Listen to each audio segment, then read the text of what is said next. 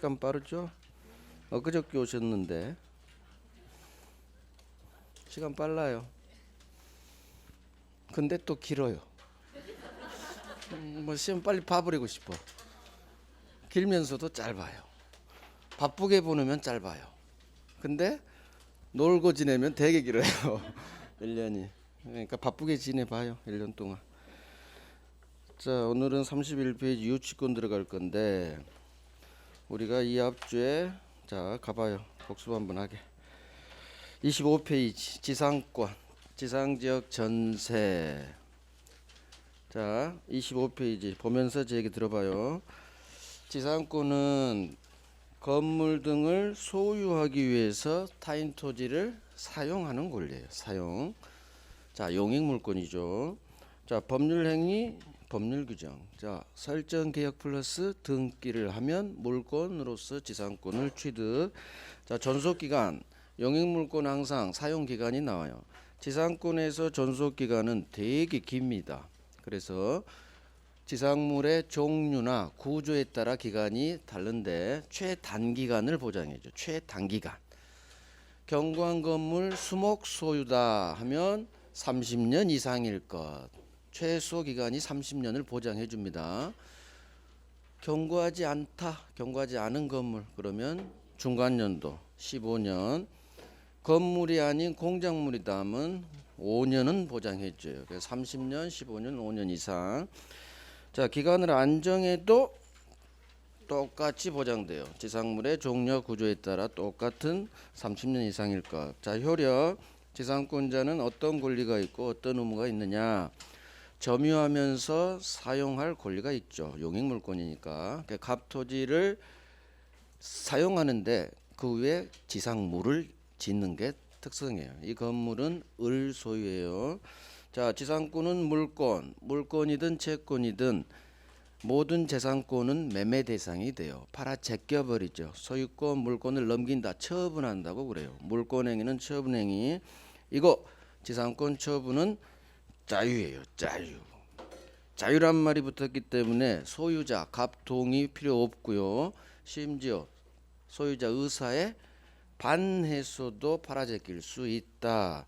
처분에는 양도 팔아제끼는 게 대표. 그 다음 담보 제공. 지상권에 담보대출 돼요. 은행이 잡아줘요. 지상권하고 전세권은 저당권 설정이 가능해요. 또 채권으로서 세주는 거 뭐 임대도 할 수 있다. 자 의무 하나 있어요. 치료 지급 의무. 자 치료는 지상권에서 필수 요소가 아니에요. 법 전문에 치료 내라 규정이 없어요. 그래서 치료는 지상권의 성립 요소가 아니다. 따라서 갑과 을이 계약할 때 치료 내기로 약정을 한 경우에만 치료 지급 의무는 발생해요. 자 그러면 세입자 지상권자 을은 설정자 갑에게 월세를 잘 내야 되는데 치료를 연 단위로 내요. 2년 이상 치료를 안 냈네. 잘못했죠? 쫓겨납니다. 쫓겨나는 게 의무 위반했다 방패. 이게 설정자가 하는 소멸 청구권이에요. 전세권에서 소멸 통고제도하고 달라요. 그래서 설정자의 소멸 청구권이 제한물권 파트에서 나오면 권자가 어떤 의무를 위반한 거예요. 그럼 지상권에서 지상권자는 어떤 의무가 있을까? 치료 잘 내야 되는데 이 치료를 제대로 안 낸 거죠. 2년 이상 치료 안 냈다 방패. 설정자가 가지는 지상권 소멸 청구권이에요. 방패세요. 소멸 청구 의사 표시하면 바로 소멸돼 버려요. 형성권이에요. 말은 청구권이지만 바로 방패해야 됩니다. 바로 소멸. 형성권. 자, 지상권의 소멸. 기간이 만료했죠. 아우 드디어 30년이 끝났어. 소멸합니다. 용익물권의 소멸 사유가 기간 만료, 존속기간 만료. 자, 기간이 만료했네요. 지상권은 소멸합니다. 건물이 현존합니다.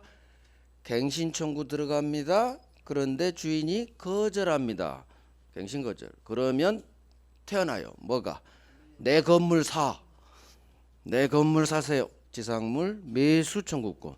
이거 어마어마한 권리예요. 말은 청구권이지만 형성권이에요. 그래서 사세요 의사표시 쏘아버리면 바로 매매계약이 성립해요. 그래서 순서 그대로 해야 돼요. 기간 만료했네요. 건물 현존하네요. 갱신 청구 들어가야 됩니다. 그런데 주인이 갱신을 거절해요. 그러면 태어나는 게 지상물 매수 청구권. 자, 지역권. 지역권은 머릿속으로 그림을 그려요. 자, 저 그림 봐요. 도로가 있고 토지가 있죠. 도로에 접한 왼쪽 땅이 갑소유 토지. 항상 오른쪽이 을 소유 토지. 을이 출근하려면 삥 돌아가야 돼요. 통행이라는 편익이 부족해요. 을 소유 토지는. 편익이 필요한 땅, 요역지. 그래서 왼쪽 갑 소유 토지 일부를 통행해서 도로로 나갑니다. 통행하세요. 승낙했다. 승역지, 편익에 제공된 토지. 요역지, 승역지. 일정한 목적을 위하여 타인 토지를 자기 토지에 편익에 이용하는 권리가 지역권이에요. 자, 이용하기 때문에 지역권자는 왼쪽 땅 승역지 부분을 지가 점유하면서 사용하는 게 아니에요. 이용만 해요. 통행만, 하루에 2번씩 통행만. 그래서 지역권은 점유하지 않는다.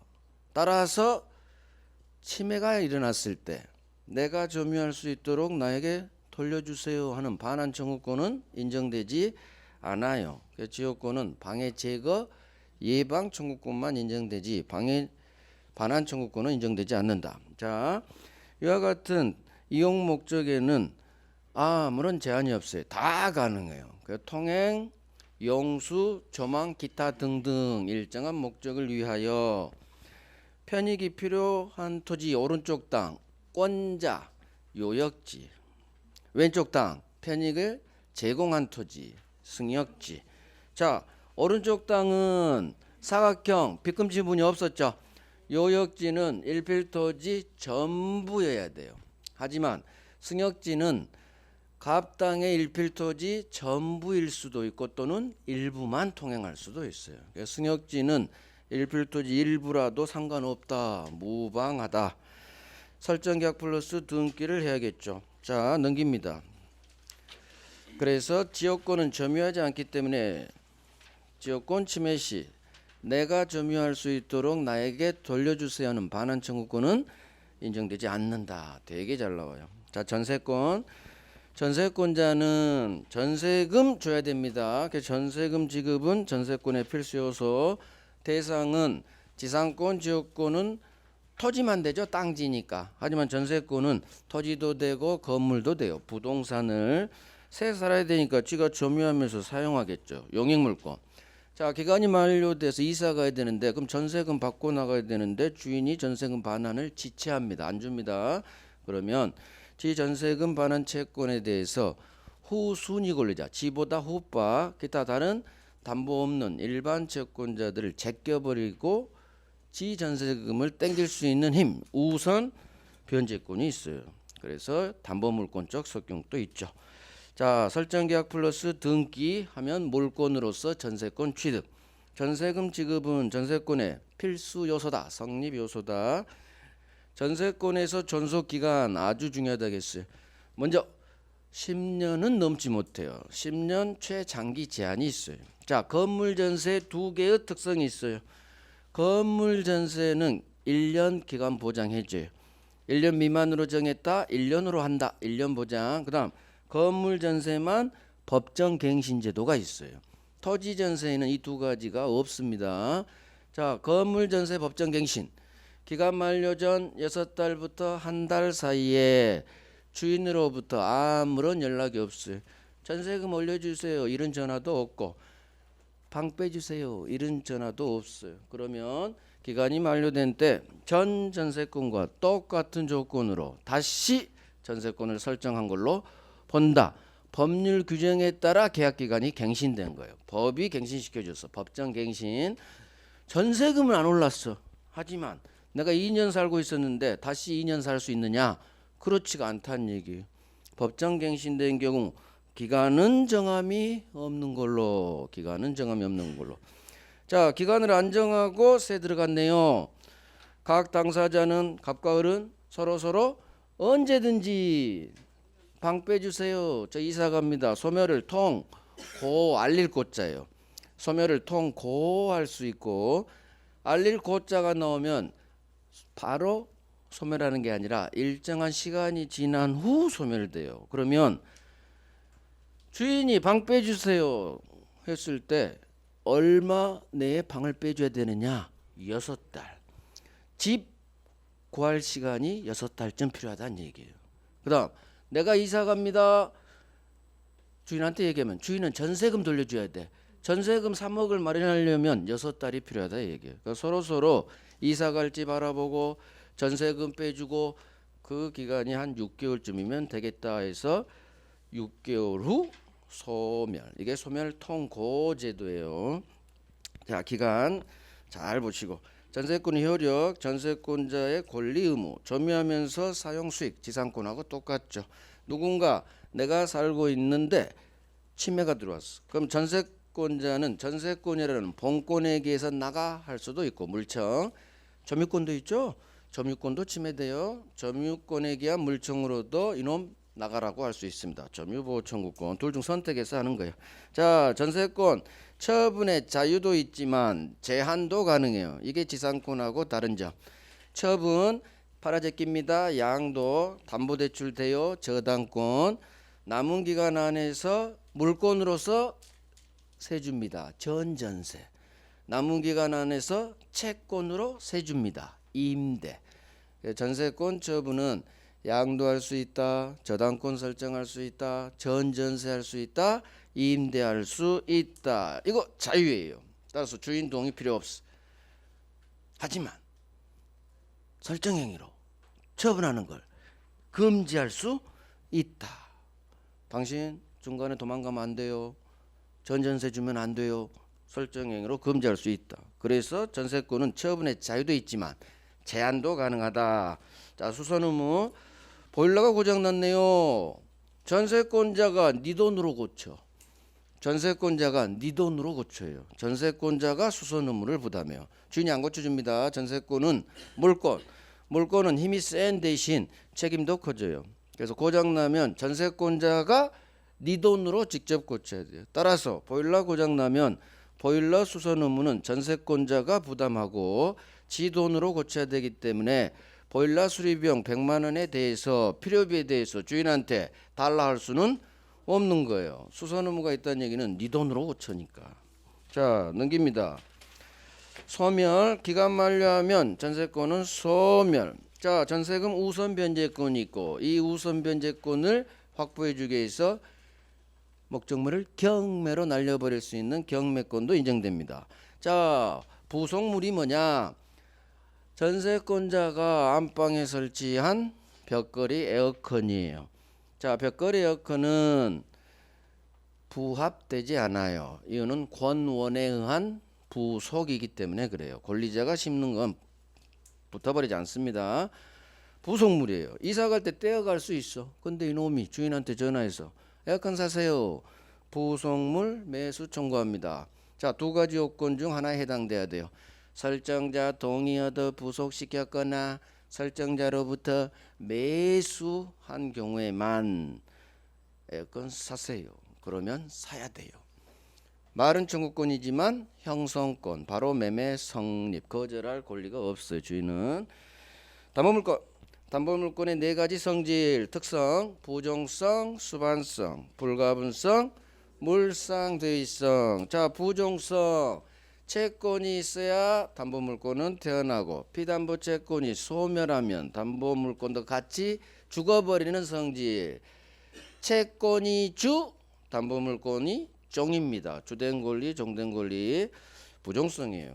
자, 같은 놈이 채권도 저당권도 갖고 있어야 돼요. 따라서 종놈인 저당권만 피담보 채권 주인과 분리해서 따로 양도하지 못한다.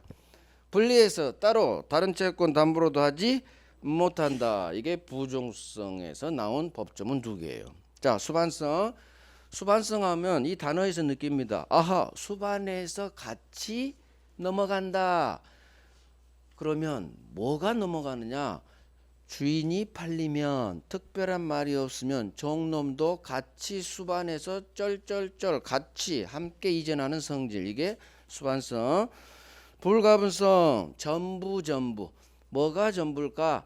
채권 전부 다 받을 때까지 담보물권의 힘은 목적물 전부에 미치는 성질이에요. 돈 다 받을 때까지 나 승용차 못 돌려드려요. 이렇게 물상돼 있어. 이 물건은 가치가 변형된 물건, 보험금, 수용, 보상금 위로 저당권의 힘이 대신 들어가는 성질, 물상, 대위성. 이거 우선 변제권이 있는 저당권에만 인정되고 유치권에는 우선 변제권이 없어서 인정되지 않아요. 이제 좀 이따 할 거예요. 자, 저당 목적물이 건물이 멸실 또는 토지가 공용징수 수용됐어요. 그런데 설정자가 보험금이나 수용 보상금을 받아요. 그럴 때 저당권의 힘은 여기 보험금, 수용, 보상금에 미치는 성질, 그걸 땡겨버려요. 목적물이 날라갔으니까 목적물 경매 못 치잖아요. 보험금을 채버립니다. 우선 변제권이 있어야 이게 인정돼요. 그래서 저당권에만 인정됩니다. 우리 여기까지 했죠. 정확히 18분 걸렸어요. 시계가 보이거든. 오래 걸렸어요.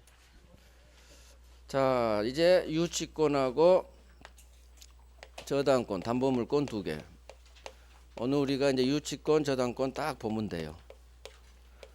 네, 마지막에 계약 해제점 제가 설명을 잠깐 해드릴게요.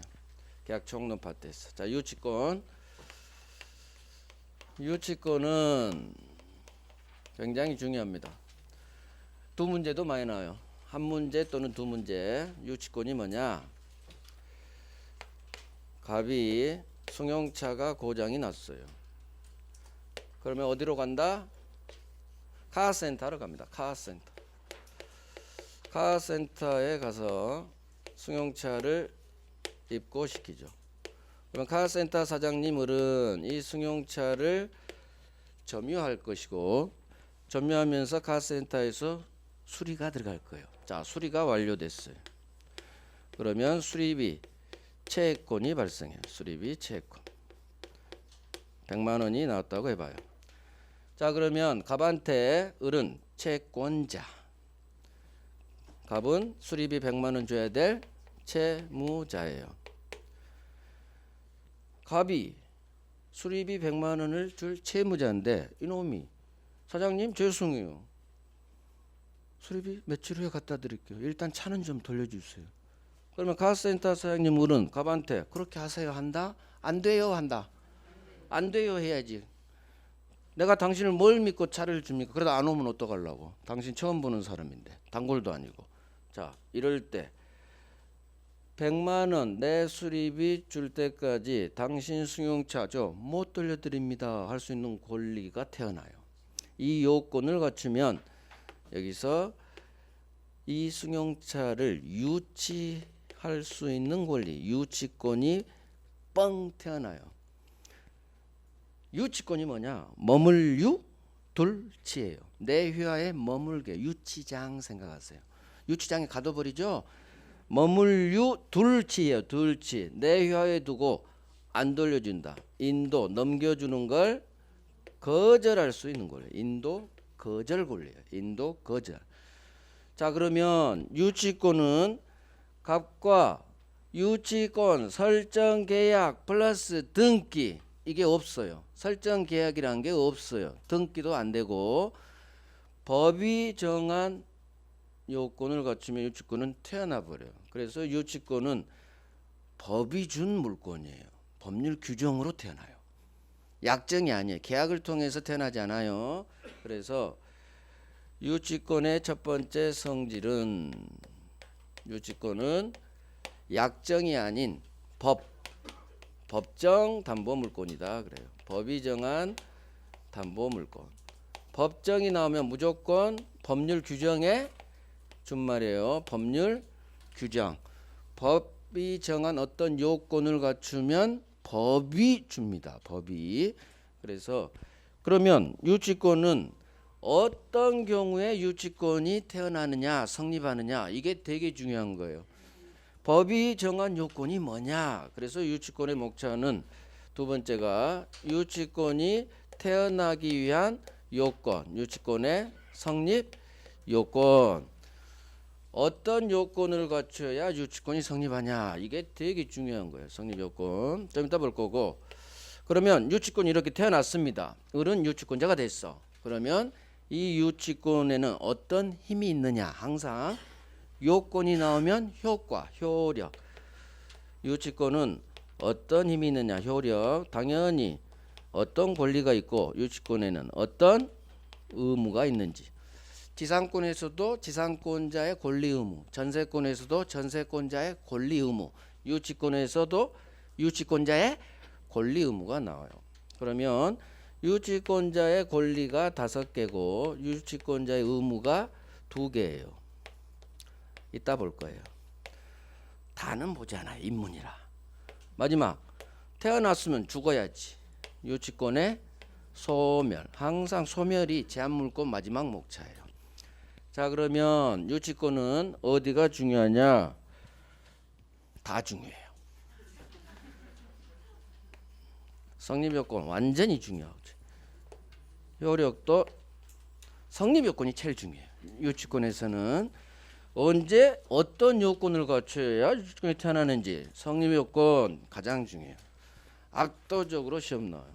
효력도 권리 2개, 그중 2개가 중요해요. 5개 중 2개. 천천히 볼 거예요. 일단 크게 개관했어요. 자, 유치권 법 전문보입니다. 31페이지 유치권의 내용 제1항. 타인의 물건을 점유한 자는 그 물건에 관하여 생긴 채권이 변제기에 있는 경우 지채권 변제 받을 때까지, 돈 받을 때까지 그 물건을 유치할 권리가 있다. 자, 앞부분 변제기 있는 경우 여기까지가 요건 파트. 요건을 갖췄다 태어나요.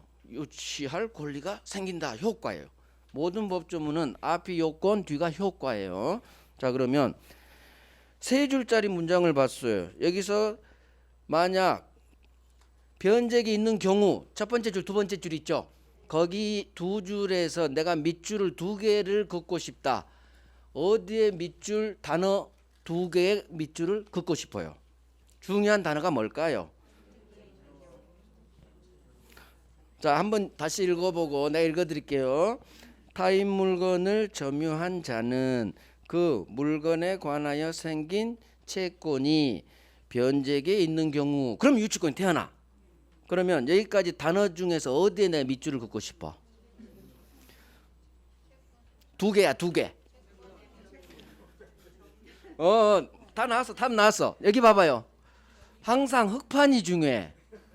흑판에 제가 쓴 글씨가 가장 다 중심 단어 키워드예요. 제가 뭘 썼어? 점유 썼고, 그 다음 점유 썼고 제가 채권 썼죠.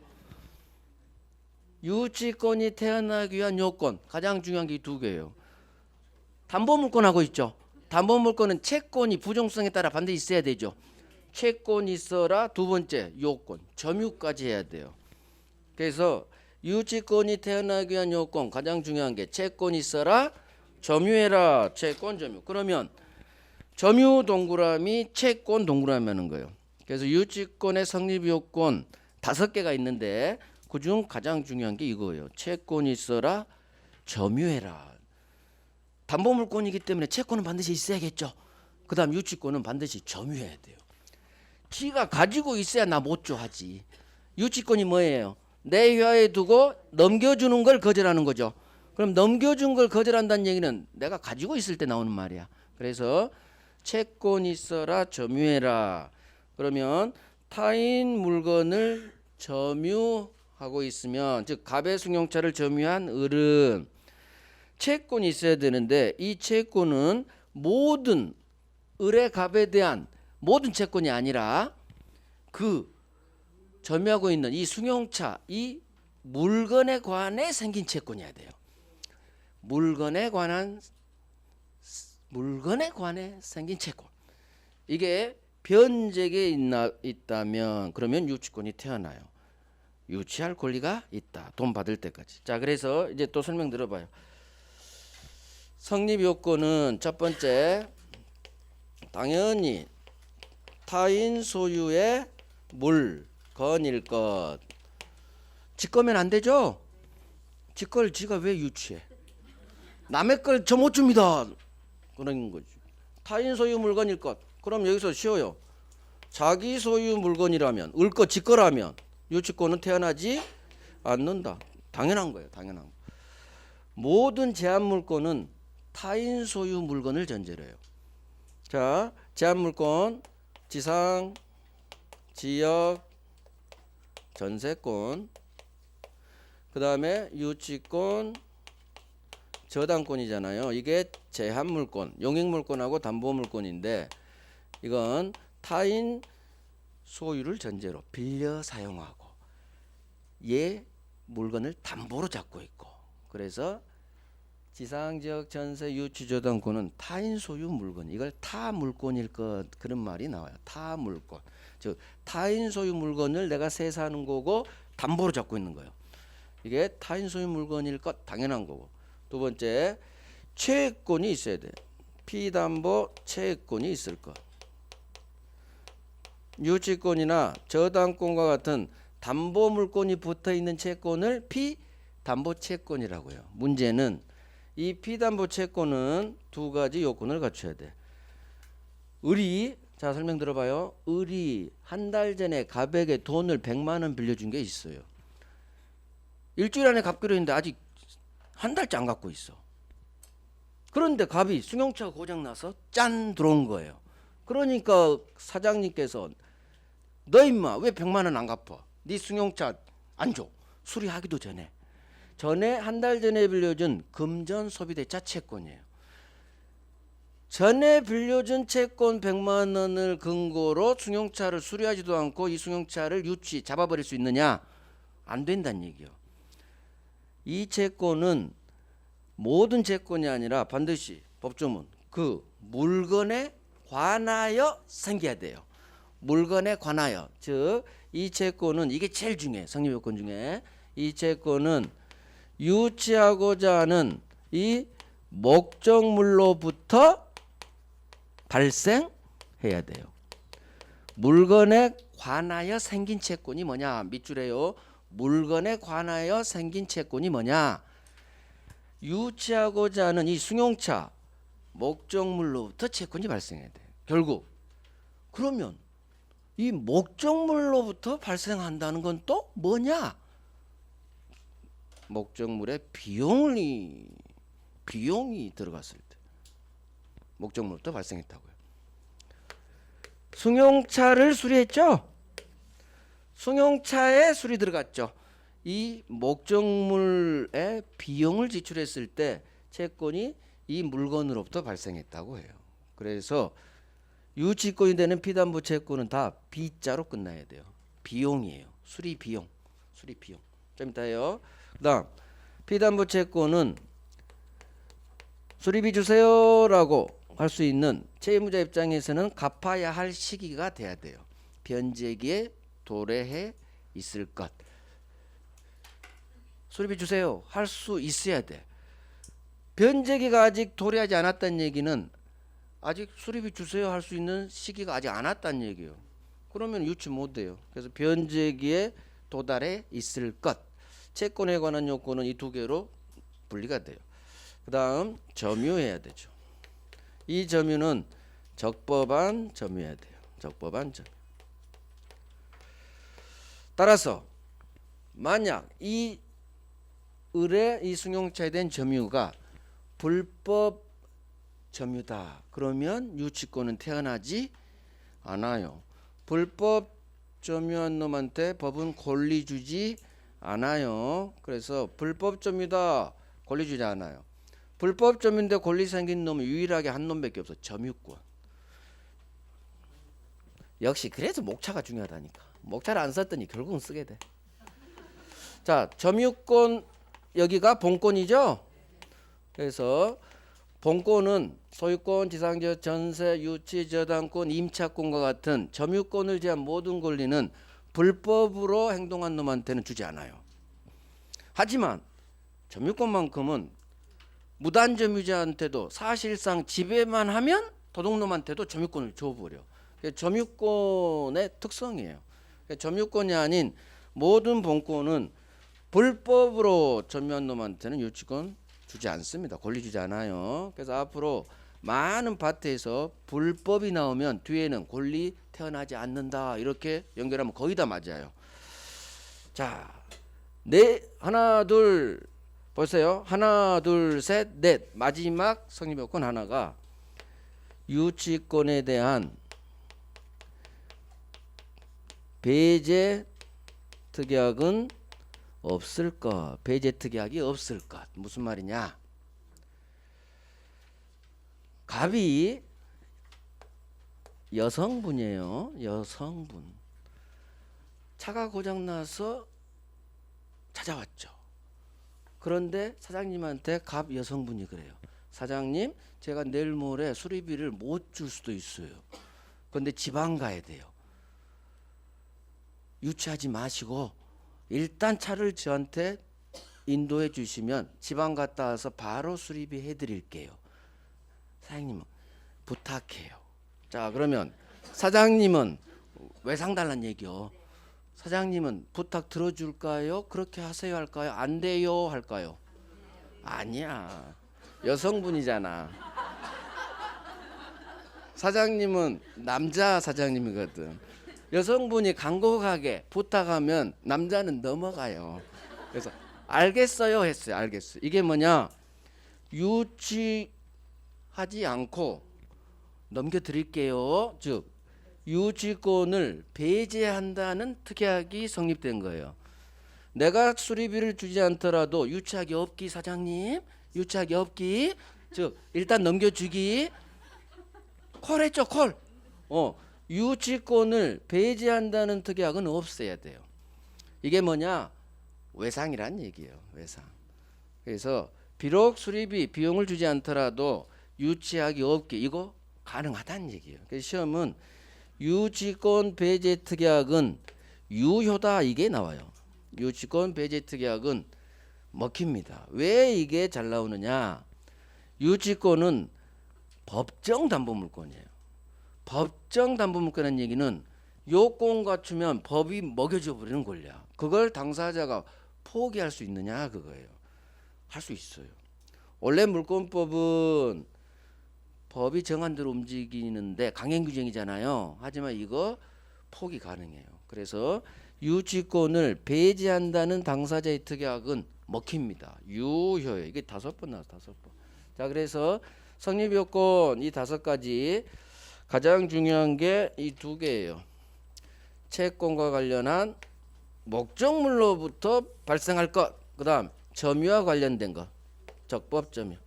이 2개가 5가지 요건 중 가장 중요해요. 물론 유치권 배제 특약 먹힌다 이것도 아주 잘 나와요. 여기는 문제 밭이에요. 지문밭. 자, 이제 교재 통해서 정리해요. 법조문 제2항 봐봐요. 전항의 규정은 유치권자의 점유가 불법 행위로 인한 경우에는 제1항 규정은 적용하지 않는다. 즉 점유가 불법이죠. 그러니까 거꾸로 읽어. 불법 점유의 경우에는 유치권은 태어나지 않는다 그 말이에요. 자, 이제 내용 봅니다. 타인의 물건을 점유한 자가 갑의 승용차를 현재 점유하는 사장님 을이 그 승용차 그 물건에 관해 생긴 채권이 생겼고 수리했고 수리비 채권 발생했어. 근데 수리비 주세요. 수리 완료 시점에 발생하는 거예요. 돈 주세요. 변제기에 있다면 지채권 수리비 100만 원 변제 받을 때까지 갑 승용차 이 물건을 유치할 수 있는 권리. 사례를 생각하면서 읽으면 이해가 되는 거예요. 자, 성질 유치권은 법이 정한 요건을 갖추면 태어나는 법이 주는 권리다. 이걸 법률 규정에서 태어난다 해서 법정 담보물권이다 그래요. 자, 이 2개는 조금 있다고 넘겨봐요. 넘겨서 성립 요건 갑니다. 성립 요건 5가지 요건이 있는데 첫 번째 타인 소유 물건이어야 됩니다. 당연하죠. 지상적 전세 유치 저당권 모든 제한 물건은 남의 소유 물건을 전제로 태어나요. 그래서 타인 소유 물건이어야 됩니다. 부동산도 되고 동산도 돼요. 자, 지금 승용차에 유치권 태어났죠. 승용차는 동산입니다. 그래서 봐봐요.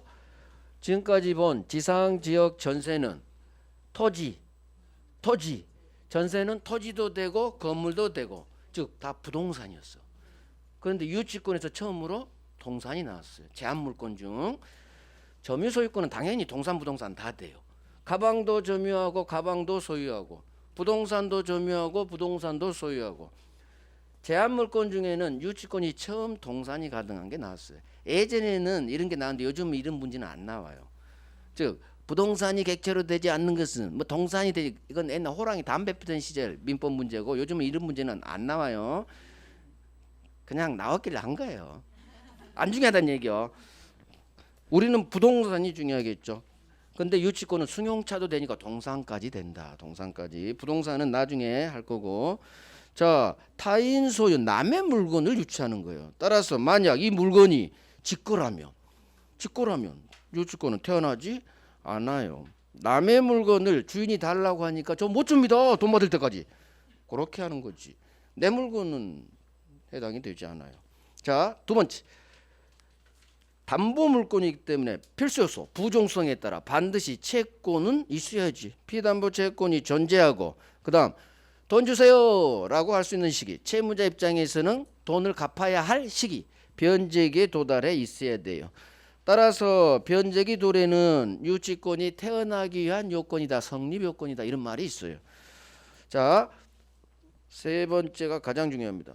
채권과 이 물건 목적물과의 결련성이 있어라. 아이고 말이 왜 이렇게 어려워. 결련성, 연관성을 말해요.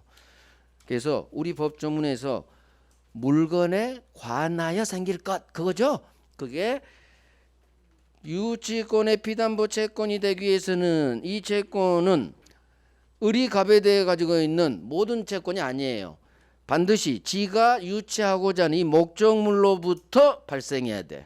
그럼 목적물로부터 발생한다는 게 뭐냐?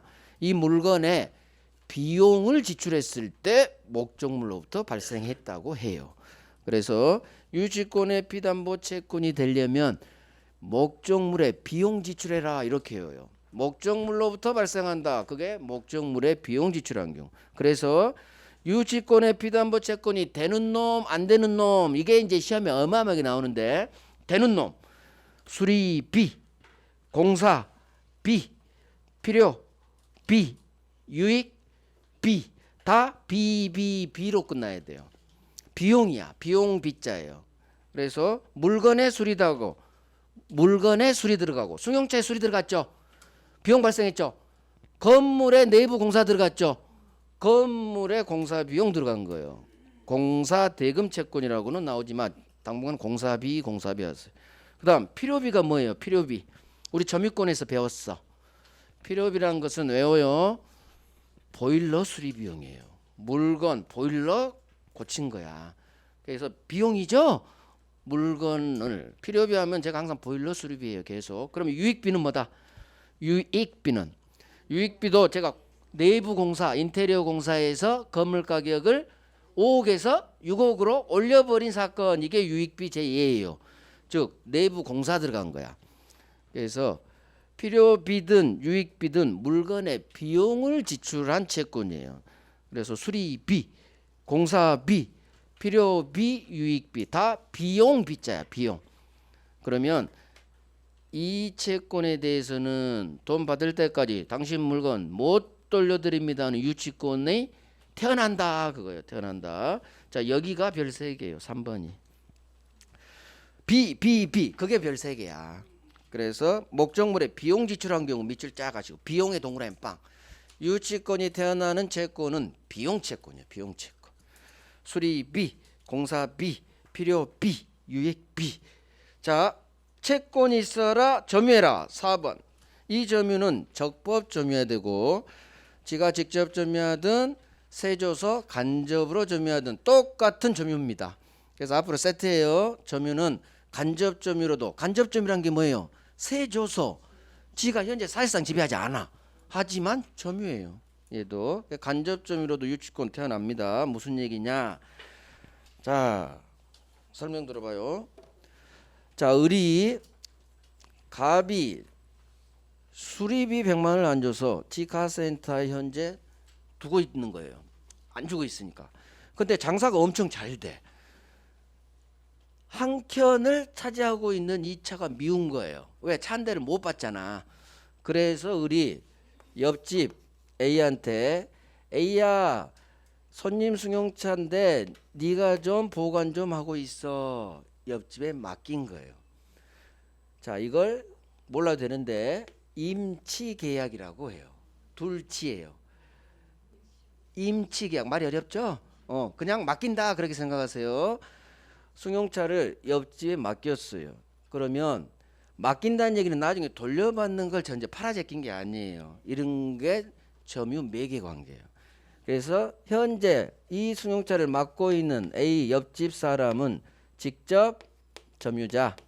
이 승용차에 대한 직접 점유. 카센터 사장님은 이한테 맡겨서 사실상 지배는 하고 있지만 나중에 돌려받을 수 있는 관계가 성립해요. 임대하고 똑같아요. 그래서 카센터 사장님이 이 승용차를 간접으로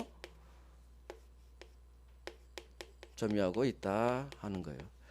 따라서 현재 꼭 사장님이 카센터에 안 둬도 된다. 옆집에 맡겨놔도 유치권은 아무 이상 없이 태어나요. 그래서 직접 점유하든 간접 점유하든 똑같은 점유예요. 앞으로 세트예요. 시험은 직접 점유는 안 나오고 항상 간접 점유만 나와요. 왜? 현재 안 가지고 있으니까 얘 점유 없는 거 아니야? 상관없다는 얘기예요. 간접 점유도 점유예요. 간접 점유도 점유. 그래서 이 점유는 직접 점유든 간접 점유든 다 태어난다. 간접 점유는 옆집에 맡기는 걸 말해요. 자, 점유가 불법 행위로 인했다면 불법 점유죠? 불법 점유자에게 권리 주지 않는다. 그래서 유치권 주지 않습니다. 도둑놈한테 권리 안 줘요. 점유권 빼놓고는. 자, 5번. 유치권을 배제한다는 당사자 간의 특약은 없애야 돼요. 자, 엎어. 그러면 유치권을 배제한다는 특약이 가능하다는 얘기예요. 이게 없애야 된다는 얘기는. 그래서 우리 시험은 밑에가 나와요. 유치권 성립을 배제하는 당사자 간의 특약은 먹힌다. 유효로 끝나요. 유효. 유치권 배제 특약은 유효. 외우세요. 유치권 배제 특약은 유효. 자, 예를 써놔요. 외상 달라고. 유착이 없기 사장님. 유착이 없기. 이게 외상 달라는 거예요. 외상. 이거 유효입니다. 유효. 유효. 항상 사례로 기억하세요. 그래야 기억이 오래가요. 자, 이 성립 요건이 어마어마하잖아. 특히 채권이 있어라. 3번하고 4번에서 나중에 대법원 판례가 우리가 이제 추가할 거예요. 거기서 막 나와요. 나중에는 하면 되고 지금은 쭉 전체 스크린 했어요. 자, 유치권의 효력. 유치권자는 어떤 권리가 있고 유치권자는 어떤 의무가 있느냐. 자, 이제 설명 들어봐요. 먼저 유치권자의 권리. 권리가 5개인데 오늘은 2개만 봅니다. 어떤 권리가 있느냐. 당연히 돈 주실 때까지 당신 승용차 못 돌려드립니다 라는 유치할 권리가 있겠죠. 유치할 권리가 첫 번째 권리예요. 이게 가장 중요해요. 유치할 권리. 유치라는 것은 넘겨주는 걸 거절할 수 있는 권리. 인도 거절이에요. 자, 여기서는 뭐가 나오느냐. 나올 게 많은데 가장 기본. 모든 3자에게 다 유치권은 들이댈 수 있어요. 무슨 얘기냐. 자, 봐요. 갑이 을이라는 공사업자에게 공사를 맡겨요. 내부 공사 맡길 수도 있고 신축 공사 맡길 수도 있어요. 그러면 을은 이 건물에 비용 공사비가 투입됐죠. 그래서 공사비 1억이 발생했어요. 공사비 채권. 자, 그런데 이놈은 채무자겠죠? 공사대금 1억을 줄 채무자. 근데 갑이 공사대금 1억을 안 주는 거예요. 그러면 공사업자 을은 당연히 여기서 공사 들어가겠죠? 점유하면서 공사 완료, 공사비 채권 발생, 변제기 도래. 1억 주세요 하니까 갑이 안 주고 있다는 얘기죠. 그러면 을은 채권 있다, 점유한다, 돈 안 준다, 유치권이 태어나요. 그래서 공사비 채권의 유치권이 뻥 태어납니다. 자, 그런데 공사비 줄 때까지 저 건물 못 넘겨드립니다. 유치권 행사 중이에요. 그런데 지가 공사 들어가기 전에 이 건물에 갑이 A란 은행으로부터 저당권을 설정했어요. 즉 은행에서 담보대출 1억을 받아놓은 건물에 공사 들어갔다고 해봐요. 자, 갑이 1억을 갚지 않으면 저당권자는 이 건물을 경매로 날려버릴 수가 있어요. 자, 경매 쳐버립니다. 이 건물이 경매로 나왔어요. A가 낙찰받습니다. 경락인. 자, 이 건물을 1억에 낙찰받은 A가 법원에 1억을 내고 현장 옵니다. 왔더니 을이란 놈이 공사업자가 거기서 유치하고 있는 빨간 플랜카드가 붙어 있어. 유치권 행사 중. 자, A는 을한테 을 내가 이 건물 낙찰 받았어요. 빨리 방 빼요. 플랜카드도 빨리 걷고 빨리 방 빼요. 즉 경락인이 유치권자인 을을 상대로 소유권에 대한 내가 이제 소유권 취득했으니까 할 때 유치권자는 자기 채무자 기존 갑에게 대해서만 유치권 행사할 수 있고 얘는 제3자잖아요. 채무자 아닌 제3자인 경락인에게는 대항할 수 없느냐, 유치권을 주장할 수 없느냐, 즉 방을 빼야 되느냐. 방 빼요 안 빼요? 답했죠? 아, 괜히 이것부터 적었어. 설명부터 하고 물어볼 걸. 자, 유치권은 물권이에요. 물권은 절대권. 따라서 채권은 갑한테만 행사해야 되지만 유치권은 물권, 물권은 절대권. 따라서 모든 3자에게 유치권으로 대항할 수가 있다. 경락인에게도 유치권자는 들이댈 수 있어요. 경락인에게도 대항할 수 있다. 건물을 경락받았는데 낙찰받았는데 건물에 유치권자가 있더라. 그러면 이 사람은 큰일 난 거예요. 그 채권 금액에 따라 큰일 나는 거예요. 왜? 을이 지 채권을 1억을 받을 때까지 A는 건물을 못 넘겨받아요. 자기는 낙찰받아서 거기 들어가서 월세 받아야 되는데 세 줘서 인도를 못 받아. 그럼 어떻게 하느냐? 결국 경락인하고 을은 현실에서는 합의를 봐요. 결국 얘는 나 돈 받을 때까지 못 넘겨드립니다. 그러면 어쩔 수 없이 낙찰받은 이놈이 얼마에 얼마? 1억이요. 그럼 알겠어. 내가 5천만 원 드릴게. 이런 식으로 현실에서는 합의를 봐요. 그래서 건물을 경매받고자 하는 사람은 반드시 현장 답사를 가야 돼요. 현장을 가서 임장훈련이라고 하죠. 임장활동. 빨간 플랜카드가 있는지를 반드시 확인해야 돼요. 경매 입찰에 뛰어드는 사람은 필수예요. 필수. 그래서 빨간 플랜카드로 유치권은 공시하거든요. 현실. 유치권의 공시 방법은 뭐다? 빨간 플랜카드. 다 빨간색이야. 왜? 잘 보이라고. 유치권 행사 중. 다니다가 가끔 보이죠. 그게 다 건물 공사비요. 건물 내부 공사비 못 받은 사람이 이 건물 유치하고 있는 중이에요. 그래서 유치권 행사 중이니까 공사비를 못 줬다는 얘기는 이 건물이 날아갈 수도 있다는 얘기예요. 그러면 경매에 뛰어들 거고 이 사람은 반드시 계속 현장 가봐야 돼요. 빨간 플랜카드. 그래서 유치권은 물권이기 때문에 모든 3자 경락인에게까지도 대항할 수 있다. 두 번째, 자 유치권자에게 경매권을 줍니다. 문제는 유치권은 담보물권인데 저당권은 지채권에 대한 남을 제껴버릴 수 있는 우선 변제권이 있죠. 근데 유치권은 같은 동네 담보물권이지만 저당권과 같은 지채권에 대한 우선 변제권이 없어요. 따라서 자 봐요. 만약 얘가 2억에 낙찰받았다. 그러면 저당권자가 날린 경매에서 2억 매각대금 나왔죠. 2억에서 저당권자 1억 가져가요. 그러면 을도 지 공사비 1억 있죠. 그러면 남은 금액 1억 남았잖아. 이걸 땡길 수 있느냐? 못 땡겨요. 못 땡겨요. 즉 유치권자는 지채권에 대한 이거 엄청 잘 나와요. 우선 변제권이 없어요.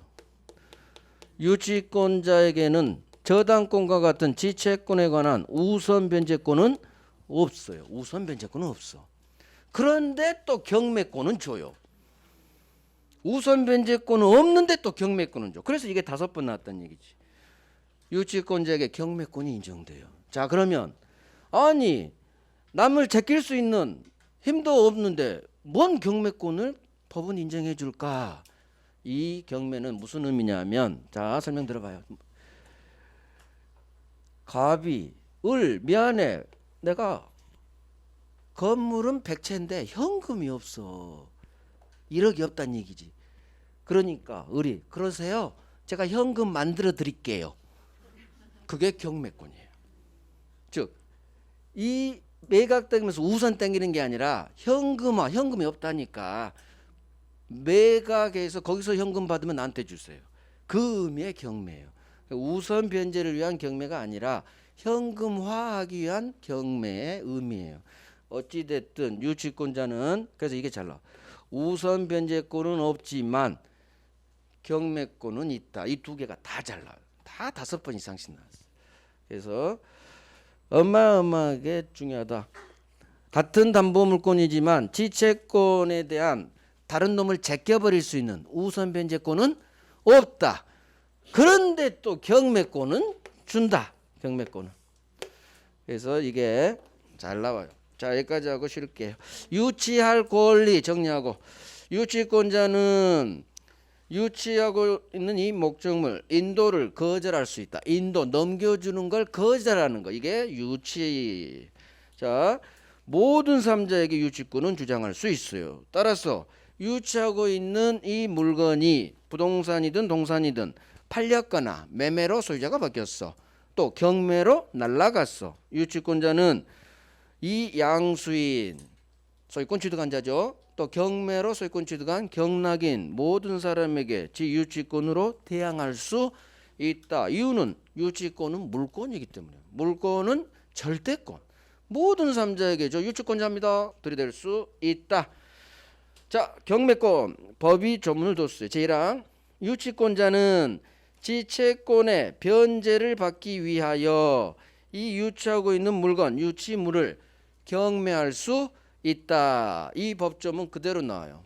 그래서 유치권자는 유치 목적물에 대한 경매권이 있다. 경매권이 있다.